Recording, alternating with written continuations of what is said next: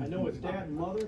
His dad, Bill Brewer, was was it the Associated Press or News Sentinel. News Sentinel for many years. My years as a news reporter at Channel 10, got cross paths with your dad many times. He's a very thorough reporter. In fact, he puts out the East Tennessee Catholic newspaper that the Knoxville Diocese puts out. And then Will's mother, Angel, works with Monica at the Tennessee Right to Life. And so we're so fortunate to have you. Thank you for making time, Will. Let's please give Will a hearty welcome. Jimmy and I were back here thinking that Andy and Mike should be in Nashville. That was probably a better debate than I've seen down there. So, thank you all. Thanks, Gary. Thank you all for having me. I'm Will Brewer. I am Tennessee Right to Life's legal counsel and lobbyist, and I'm in Nashville during the session, but I actually call Knoxville home. My wife and two children and I call Knoxville home. We're about to move from Carnes to Farragut. So I was reminded this week that the last time I was scheduled to speak here, my daughter was born 2 days before, so I had to cancel on you all. So I'm cashing in my rain check now. And I've got a law practice downtown when I'm not in Nashville. So I am here to talk about, and I don't mean to have my back to you all, the efforts in Nashville to weaken the Human Life Protection Act. This is a law that we passed in 2019. It was commonly referred to as the trigger law because in 2019 Roe versus Wade obviously hadn't been overturned yet. And so what this law did was to say at whatever point Roe versus Wade is overturned, Tennessee will immediately prohibit all abortions, both the abortion pill and surgical abortions in the state. When we passed it, we had full faith and confidence that the Supreme Court would overturn Roe versus Wade. We just didn't know when that would happen. We knew it was getting closer and closer, but we didn't know.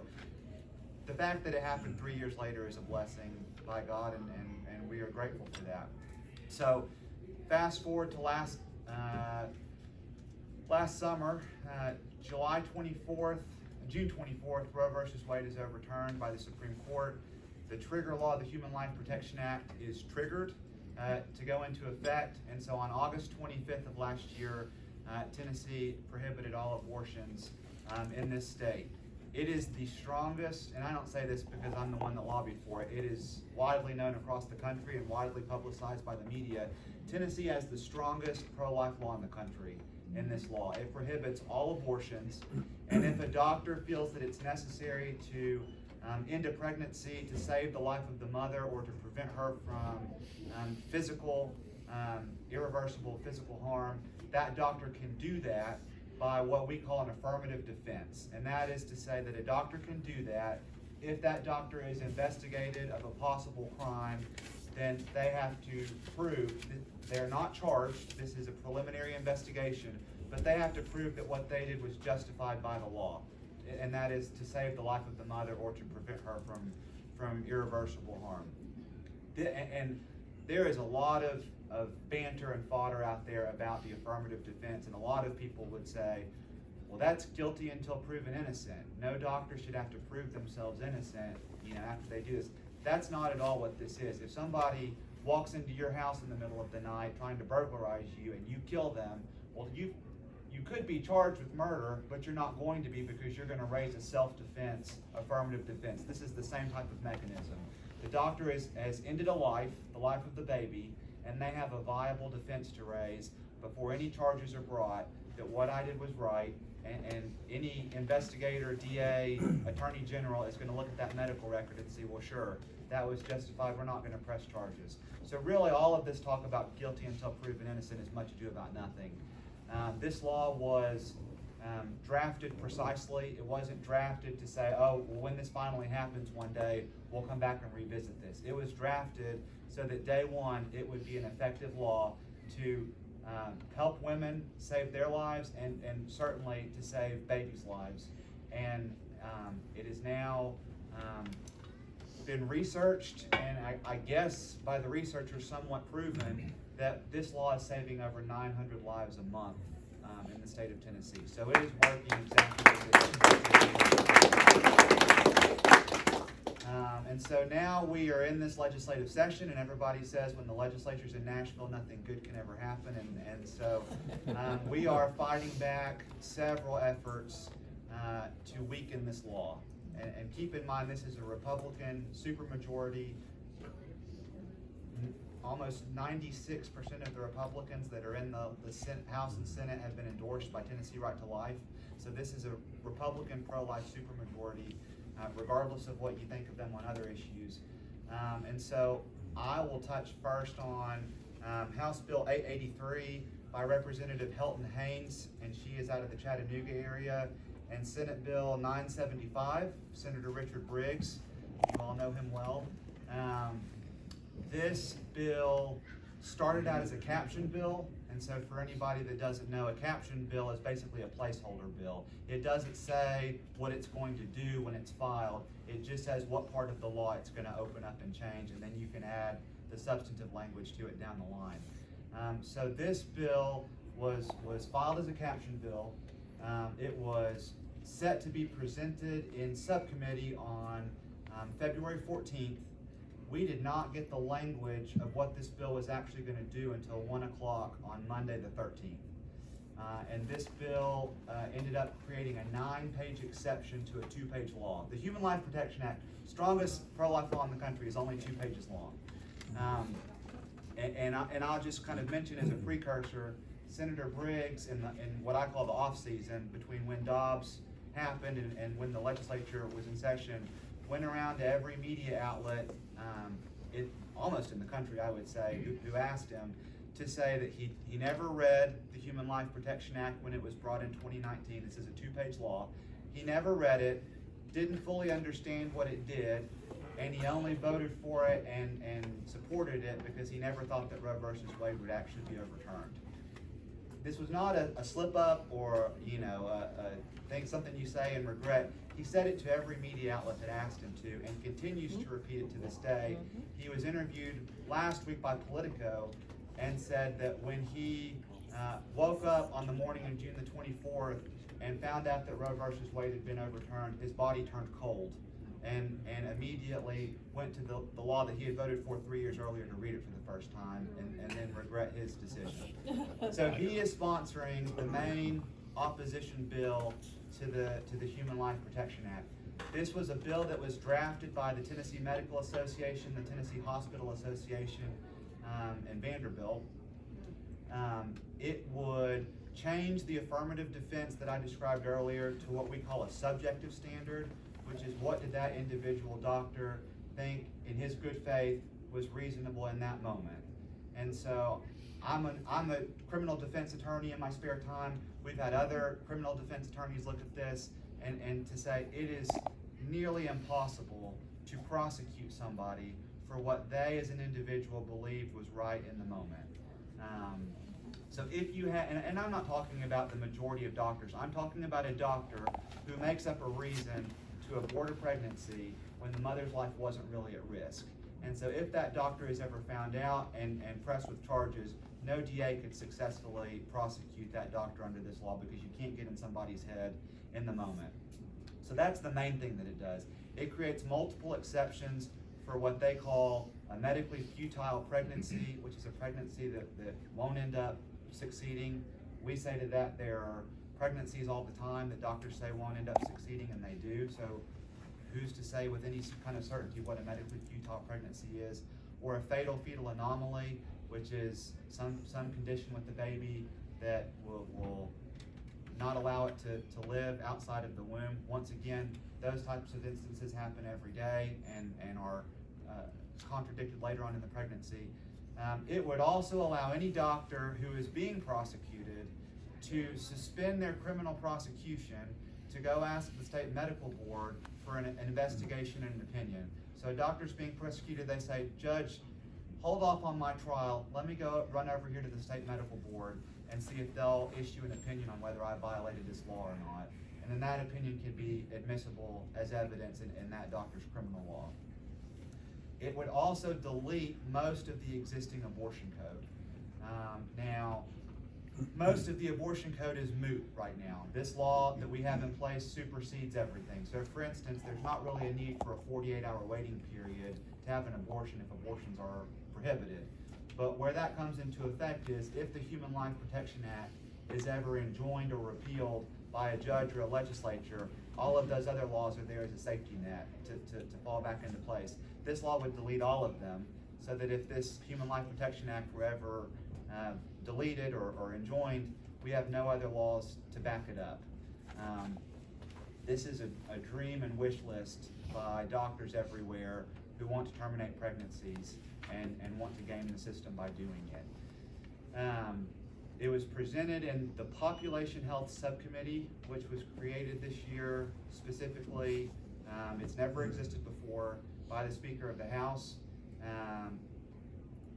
The law was going to pass 7-1 already, and there are two doctors on this committee. One of the doctors was the only no vote on that committee, which we're grateful for, Representative Brian Terry out of Murfreesboro. It was already going to be a 7-1 vote to pass this bill weakening the Human Life Protection Act, and the Speaker of the House, Cameron Sexton, has the ability to sit in on whatever committee he wants to and cast a vote in whatever committee he wants to. And so I was asked in this subcommittee whether Tennessee Right to Life thought that this was a pro-life bill, and I answered that question by saying no, we didn't consider it to be a pro-life bill, and in fact, we believe that so strongly that any legislator that voted in favor of it would be scored negatively on our next report card. The Speaker of the House came down to vote in favor of this and to also scold me for saying such a thing.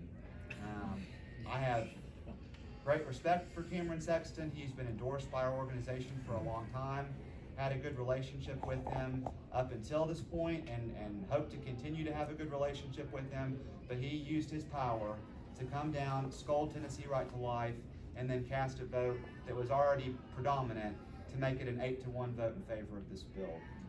That made headlines across the state, which honestly we are grateful for, because up until that point nobody knew what was going on, and everybody read those articles and woke up and decided to fight this. Each legislator that is on a committee hearing this bill in the House and Senate has received over 2,000 emails from our organization alone, not to mention the other allies that we have in this. And so the momentum for that bill has stopped. There is another bill that was filed to weaken the Human Life Protection Act, once again by Representative Hilton Haynes out of Chattanooga and Senator Ken Yeager in the Senate. However, they have worked with us, as has Lieutenant Governor Randy McNally and Governor Lee, to say, okay, there's a lot of complaints about this law. We certainly don't want this 9-page bill that's already been introduced. So what is language that we can get behind that clarifies that things like ectopic pregnancies and miscarriages aren't considered abortions, which we've always believed those aren't considered abortions, but it's not explicitly stated in the law. And also, is there a way that we can change the affirmative defense while also making this law just as strong as it always has been, and making sure nobody can abuse it or manipulate it? And so I've spent the last 2 weeks working with Lieutenant Governor McNally, Governor Lee, our Attorney General Jonathan Scrimetti, and Senator Yeager to have this amendment. It was filed this morning by Senator Yeager and Representative Helton. It is scheduled to be heard in both the Senate and the House committees tomorrow. It's my understanding the House is going to roll it a week because the chairman of that committee is not going to be there tomorrow, but Representative Helton will present it once again in the Population Health Subcommittee. This is House Bill 778 and Senate Bill 983, so it's a completely different bill than the one that we've been opposing. We announced today we support this bill as amended. If this amendment changes, I don't know where we'll be on that, but today, as the amendment stands, we support this. It will keep this law still as strong as it ever has been. There won't be any more abortions had under this amended bill, as there already are, and it further clarifies things like ectopic pregnancies and miscarriages. So I'm in hopes that this bill will pass. It will shut down a lot of arguments made by doctors and those folks, and it will give mothers across the state confidence if they have ectopic pregnancies and miscarriages that they can get those treated.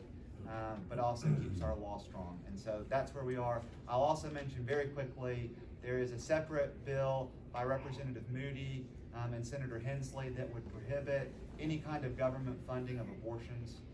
So last year, Metro Nashville wanted to create a fund to help women travel out of state to procure abortions. So this bill would prohibit any kind of thing like that, state funding, city funding, county funding. So we're in full support of that. It's either House Bill 90 and Senate Bill 600 or vice versa. And also Governor Lee mentioned in his State of the State address that he is proposing a $100 million grant to crisis pregnancy centers across the state to help women who are in crisis pregnancies be able to have their babies and give them the resources needed to help raise those babies. Part of that is any woman who has TennCare would be given free diapers for the first 2 years. And this is the most money spent on pregnancy resource centers and the pro-life movement across the country. So we are continuing to, despite all of this, these weakening efforts, we are continuing to lead in this state on the pro-life cause. It's my hope that we can put this bill behind us and focus more on providing resources to mothers and babies across the state going forward. So I'll take questions if anybody When has is any. the vote on this bill? Is that for? On this bill, it's scheduled in the Senate Judiciary Committee tomorrow. It'll be postponed until next Tuesday, but in the House, it'll be in the Population Health Subcommittee tomorrow at 3 o'clock Central Time. Can I have the names of, the numbers of the bills, because I would like to email? Sure.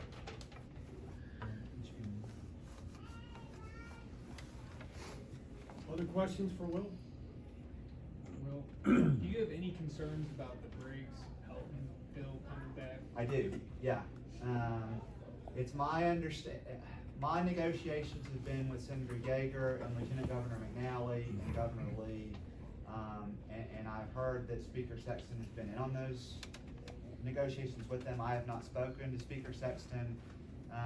It's my understanding that his desire would be to put this new language that we have approved on that original bill. I want the language to be right. I'm not gonna let ego and politics get in my way of approving that language, but it would be my wish, just because of the animosity that's been created over this bill number and Senator Briggs' comments over the last 6 months, it would be my preference that it be a clean bill number that not many folks have any animosity towards, so that it can pass without a lot of turmoil among Republicans and pro-lifers across the state. But if the language is right, that's all I want. Would the governor veto it if it were to reappeal? It's my hope that he would. The governor has not used his veto in his 5 years in office yet, and so I don't have a lot of hope that he would get it out for this, but he has stated publicly numerous times that he is happy with the Human Life Protection Act as it is, and so he and Lieutenant Governor McNally have both been our strongest allies in this fight in keeping the law as it is and or amending it and clarifying it very clearly. As one of the few people here that can recall the days before Roe versus Wade. In those days, abortions were absolutely prohibited by law. And our emergency rooms were treated to a constant trickle of young ladies who attempted to abort themselves, sometimes with fatal consequences. I see no likelihood that the situation will be any different under this law. So what happens when a woman commits an abortion on herself? Well, that hasn't happened so far, and this law's been in effect for 7 months. So I think there is a lot of fear-mongering about that issue, and it would be my wish that abortions be prohibited across this country, but Bristol, Virginia is offering them, and Carbondale, Illinois is 3 hours from Memphis, they're offering them. And so to say that anybody is unable to have an abortion is not exactly true. Aren't the majority done by medication, not even by procedure? Most of them in the early stages are done by medication. That is outlawed in this. it's outlawed under the Human Life Protection Act. It's also a federal law violation to ship the abortion pill into this state from other states or countries. We have heard that women are getting them from black market doctors across seas. They'll do, if they're lucky, they will do a Zoom meeting with the doctor and get prescribed. But we've been hearing reports that all they have to do is go to some website and it's shipped in from India or somewhere else. So that is a battle for another day, but we are proud that so far the state of Tennessee has the strongest pro-life law in the country. And following up on that, you specifically called out that the additional support for crisis pregnancy centers, resources for the sorts of women who might be in desperate straits. I think that's addressing that side Yes. of that too. Yes. Do you keep track of, you mentioned many doctors will say, well, this is different between the doctor and the woman. What's interesting, most of these abortions are performed at an abortion mill. The media sort of presents this idea that you're going to Dr. Joe, who has this family practice for a number of years. I'm thankful that many of the doctors obey the Hippocratic Oath. Do you have any statistics that show the number of abortion clinics that have closed up over the years? I know Knoxville, they've closed up. Right. So the Knoxville Center for Reproductive Health, obviously the one over by Tyson Park closed several years ago. The Knoxville Center for Reproductive Health, which is over there on Cherry Street. Clinch, thank you. It is closed. Their doctors moved elsewhere across the country to do abortions. Planned Parenthood burned down 2 years ago. They are now offering a mobile clinic, and this is what we're seeing across the state. These places aren't necessarily closing down, but they are, especially Planned Parenthood, are shifting their services to gender transition therapies. Cash cow. And so they are finding their sources of revenue elsewhere. So I don't think that the number of abortion clinics being closed down is reflective of the number of abortions that have been stopped in the state, because they're finding other services to provide that are morally questionable. Didn't Tennessee just pass a ban on those gender surgeries? They did, yes, but we'll see how that, when that goes into effect, how that will fare. How about a hand for Will Brewer? Thank you.